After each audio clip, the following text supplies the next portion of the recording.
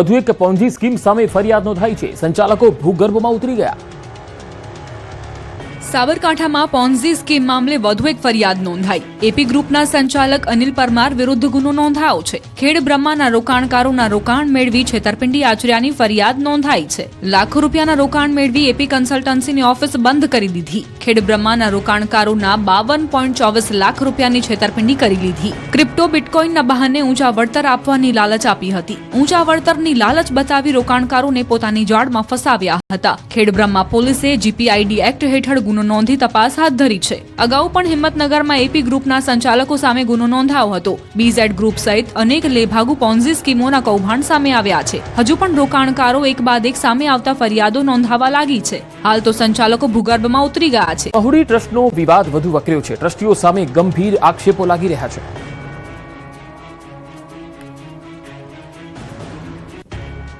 ગાંધીનગરના પ્રસિદ્ધ ધાર્મિક સ્થળ મહુડી ટ્રસ્ટનો વિવાદ હવે વધુ આગળ વધ્યો છે.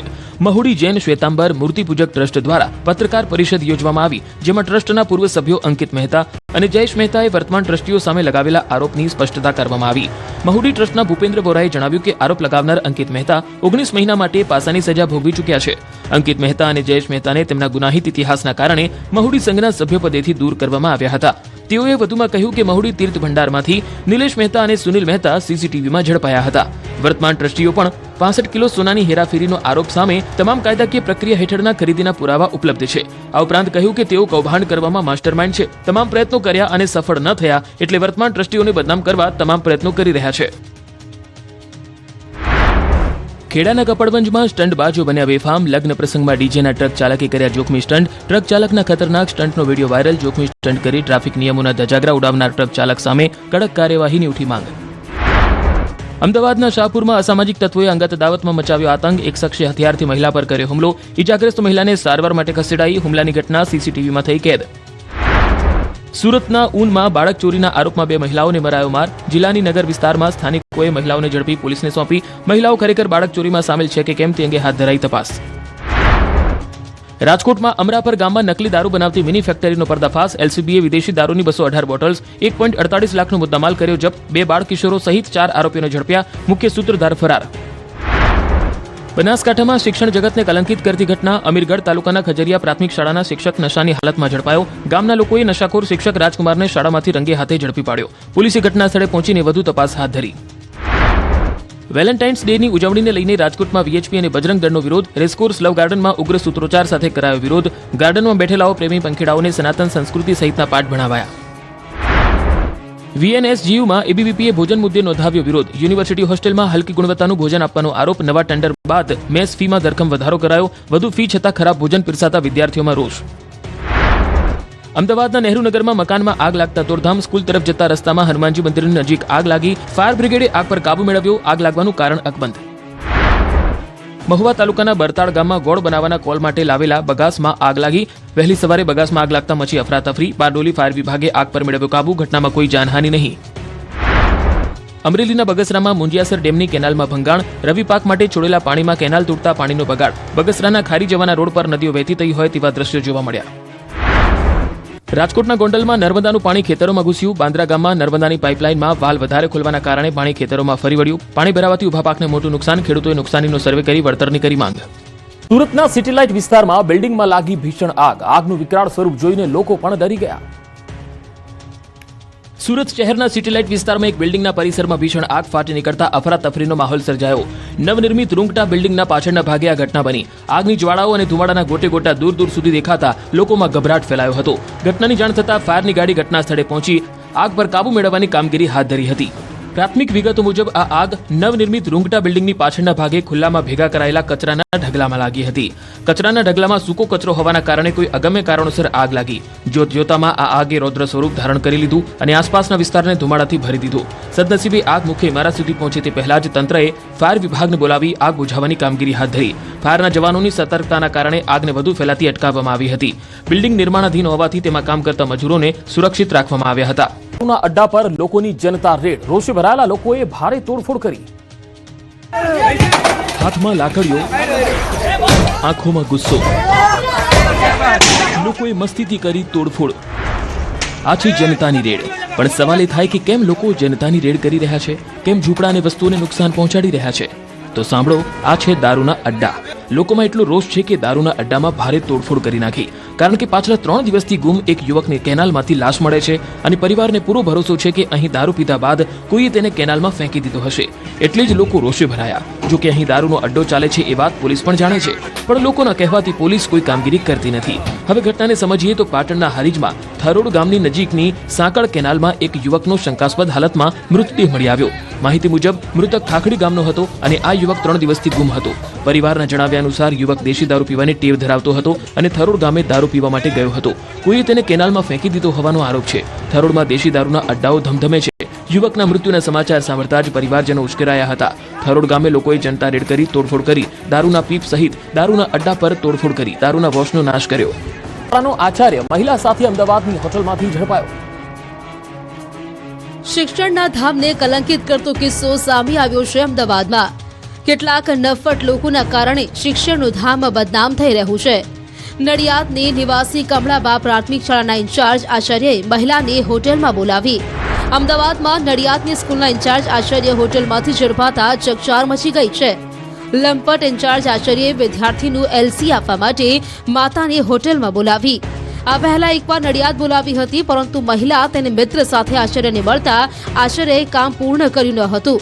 પરંતુ આ વખતે આચાર્યએ સ્પષ્ટપણે કહી દીધું હતું કે તમે એકલા હોટેલમાં આવજો, તમને એલસી આપી દઈશ. જોકે ઇન્ચાર્જ આચાર્ય મહિલા સાથે હોટેલમાં હતો તે જ સમયે બજરંગ દળના કાર્યકરો પહોંચી જતા આચાર્યની પોલ ખુલી ગઈ હતી. ઇન્ચાર્જ આચાર્ય કિરીટસિંહ ઝાલાએ મહિલાને જબરદસ્તી હોટેલમાં બોલાવી હોવાનો આરોપ છે. બજરંગ દળના કાર્યકરોએ મહિલા સાથે મળીને લંપટ આચાર્ય કિરીટસિંહ ઝાલાની પોલ ખોલી નાખી. હાલ સમગ્ર મામલે વટવાની જીઆઈડીસી પોલીસ સ્ટેશનમાં ઇન્ચાર્જ આચાર્ય વિરુદ્ધ અરજી કરવામાં આવી છે. બોર્ડની પરીક્ષાને લઈને સુરત પોલીસનો મોટો નિર્ણય. આજથી રાત્રે 10 વાગ્યા પછી ડીજે વગાડવા પર પ્રતિબંધ રહેશે. ડીજે વગાડનારાઓ સામે કાયદેસરની કાર્યવાહી થશે. રાત્રે વાહનોને હોર્ન વગાડવા પર રોક લગાવાઈ છે. વિદ્યાર્થીઓના હિતને ધ્યાનમાં રાખીને સુરત પોલીસે આ નિર્ણય લીધો છે. હવે જે કોઈ પાર્ટી પ્લોટમાં 10 વાગ્યા બાદ ડીજે મોટા અવાજમાં વગાડવામાં આવશે, ડીજેનો ઉપયોગ કરવામાં આવશે તો ત્યાં કાયદેસરની કાર્યવાહી કરીને ડીજે જપ્ત કરવામાં આવશે. સાથે સાથે જે મોડી રાતે લક્ઝરી બસો અને મોટા ટ્રક જે હોર્ન વગાડે છે જેમાં બાળકોને ભણવામાં વિક્ષેપ થાય છે, ત્યાં ટ્રક અને લક્ઝરી બસો પણ કાર્યવાહી કરવામાં આવશે. હાલમાં જે રોંગ સાઈડ ચાલી રહી છે લક્ઝરી બસ અને જે જાહેરનામા ભંગ કરીને પણ સમય સિવાયના સમયમાં સિટીમાં એન્ટર થાય છે બધી લક્ઝરી બસ અને ટ્રકની ઉપર પણ અમે કાર્યવાહી કરી રહ્યા છીએ. વહેલા સવારમાં 4 વાગે પણ અમે પોઈન્ટ લગાડી અને કાર્યવાહી કરી રહ્યા છીએ. ગાંધીનગરમાં પ્રજાપતિ સમાજે રાજકીય ભાગીદારીની વાત કરી છે. રાજ્યના પ્રજાપતિ સમાજે રાજકીય ભાગીદારીની માંગ કરી છે. ગાંધીનગરમાં પ્રજાપતિ સમાજ દ્વારા અભિવાદન અને સ્નેહ મિલન સમારોહ યોજાયો હતો, જેમાં સમાજને રાજકીય ભાગીદારી મળવી જોઈએ તેના પર ભાર મુકાયો. સાથે જ સમાજમાંથી જનપ્રતિનિધિત્વની માંગ કરાઈ. આગેવાનોના મતે વસ્તીના ધોરણે સમાજને ન્યાય મળવો જોઈએ તે મળતો નથી અને આ માટે સમાજે વિચાર કરવો જોઈએ તેવો મત વ્યક્ત કરાયો. આ સંમેલનમાં એક કદમ પુરુષાર્થ, પ્રગતિ અને એકતા તરફ આગળ વધવા આહવાન કરાયું. સાથે જ 50 સંસ્થાઓ એક મંચ પર લાવવાનો સંમેલનમાં પ્રયાસ કરવામાં આવ્યો. કરપડાને પક્ષમાં લેવા ખેંચતાણ શરૂ થઈ ગઈ. કોંગ્રેસના નેતાએ તો આમંત્રણ પણ આપી દીધું. પહેલા આક્ષેપ અને હવે આમંત્રણ. આ જ છે રાજનીતિ. કહેવાય છે કે રાજકારણમાં કોઈ કોઈના કાયમી દોસ્ત કે દુશ્મન નથી હોતા.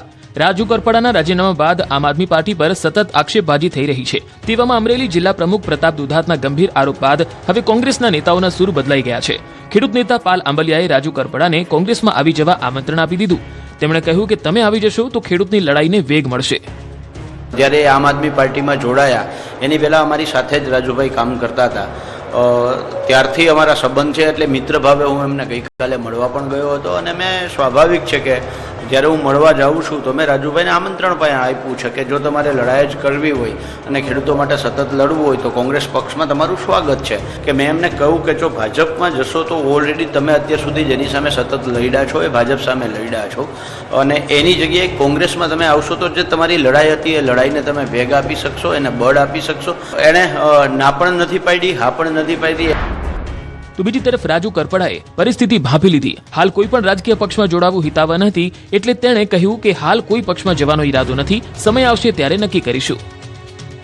પાલભાઈ મને સ્વાભાવિક છે આમંત્રણ આપે, પણ મારી એ વાત છે કે આવનાર સમયમાં જોશું, વિચારીશું. પાર્ટી જોઈન કરવા વાળો વિષય અત્યારે કોઈ છે નહીં. બસ આવ્યા, મિત્રતાના ભાવથી ચર્ચાઓ થઈ. આવનાર સમયમાં જે ટૂંક સમયમાં અમે એક ખેડૂત મિટિંગનું આયોજન કરીએ છીએ. આગામી દિવસોમાં ખેડૂત સંમેલન યોજ્યા બાદ જો ખેડૂતો જણાવશે તો પક્ષમાં જોડાશે. જો કે આગામી 2-3 દિવસમાં રાજુ કરપડા પ્રદેશ કોંગ્રેસ પ્રમુખ અમિત ચાવડાને મળવાના છે. આ મુલાકાત ઘણી સૂચક માનવામાં આવે છે. ડખો ખાસ આમ આદમી પાર્ટીમાં ચાલી રહી છે ઘમાસાણની સ્થિતિ. જી હા, રાજુ કરપડાના રાજીનામા બાદ હવે ઈસુદાન ગઢવી પર કેમ પ્રહાર થયા? વિધાનસભાની ચૂંટણીના દૂર દૂર સુધી કોઈ ઠેકાણા નથી. ત્યાં તો આપ કોંગ્રેસમાં ખેંચતાણ શરૂ થઈ ગયું છે. રાજુ કરપડાના રાજીનામા બાદ ભારે લાગણી જેવી સ્થિતિ સર્જાઈ. તેવામાં અમરેલી જિલ્લા પ્રમુખ પ્રતાપ દુધાતે ઈસુદાન ગઢવી સામે ખુલીને પ્રહાર કર્યા. તેમણે કહ્યું, હવે વારો ઈસુદાન ગઢવીનો છે. ઇટાલિયા પક્ષમાંથી ઝાડુ મારી ભાજપમાં જતા રહેશે. દુધાતના નિવેદનથી ખળભળાટ મચી ગયો છે. આમ તો રાજુ કરપડાના રાજીનામા બાદ આપની સ્થિતિ કોઈ સારી નથી. રોજ અવનવા ફણગા ફૂટી રહ્યા છે. તેવામાં ઈસુદાન ગઢવી પર કોંગ્રેસ દ્વારા કરવામાં આવેલા પ્રહાર ઘણા સૂચક છે. સાંભળો પ્રતાપ દુધાતે શું કહ્યું. અને આજની તારીખ, આજનો સમય લખી લેવા વિનંતી કરું છું કે જે રાજુભાઈ કરપડાના હાલ થયા છે, વિસાવદરની ઇલેક્શન વખતે રાજુભાઈ મજા આવે એવા નિવેદન કરતા હતા, પણ વર્તમાન રાજકીય પરિસ્થિતિ જોતા ઈશુદાનભાઈના પણ હાલ થવાના છે. ટૂંક સમયમાં હવે પછીનો ભોગ ઈશુદાનભાઈનો લેવાનો છે અને ગોપાલભાઈ ઇટાલિયા આમ આદમી પાર્ટી મુક્ત કરી અને પોતે પણ ઝાડુ મારીને ભારતીય જનતા પાર્ટીમાં જવાના છે. જનતાને સમજવાની જરૂરિયાત છે. ધન્યવાદ.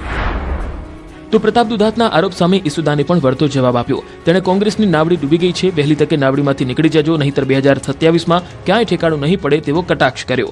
ઈસુદાને કહ્યું કે અમે તો સામાન્ય માણસ છીએ, અમને બદનામ કરવાનું રહેવા દો. કોંગ્રેસ ઓલરેડી પતી ચૂકી છે. કોંગ્રેસના નેતાઓને પણ મારી વિનંતી છે કે વહેલા તકે નાવડી તમારી ડૂબી ગઈ છે, નાવડીમાંથી નીકળી જજો, નહીં તો પછી 2027માં ક્યાંય ઠેકાણું નહીં પડે. 2027માં આમ આદમી પાર્ટી ખેડૂતોની પાર્ટી, ગરીબો, વંચિતોની, શોષિતોની પાર્ટી. અમે તો માત્ર ને માત્ર વ્યવસ્થામાં બેઠા છીએ. અમે કોઈ એમ નથી કહેતા કે અમે સર્વા છે, અમે મુખ્યમંત્રીના દીકરા નથી. કોંગ્રેસમાં બધા બેઠા છે, મુખ્યમંત્રીના દીકરાઓ છે. જે કોંગ્રેસના મુખ્યમંત્રીના એના બાપોએ ખેડૂતો પર અત્યાચાર કરેલા છે. અમે સામાન્ય પરિવારમાંથી આવીએ છીએ, અમે લડીએ છીએ. અમારો ડિમોરલાઇઝ કોઈ ન કરે, ડિમોરલાઇઝ ન કરે અમને. અમે લડીએ છીએ, મજબૂતાઈથી લડવાના છીએ. ખેડૂતો, ગરીબો, વંચિતો, શોષિતો માટે અવાજ ઉઠાવવાના છીએ.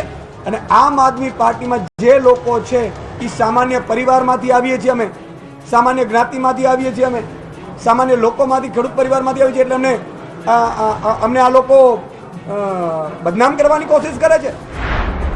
વિધાનસભાની ચૂંટણી સમયે ઘણી ઉથલપાથલ જોવા મળશે. ત્યારે કોણ કોની બી ટીમ છે, કયા નેતા કોને ઠેંગો બતાવશે અને કોને ટિકિટ ગિફ્ટમાં મળશે તે સમય જ બતાવશે.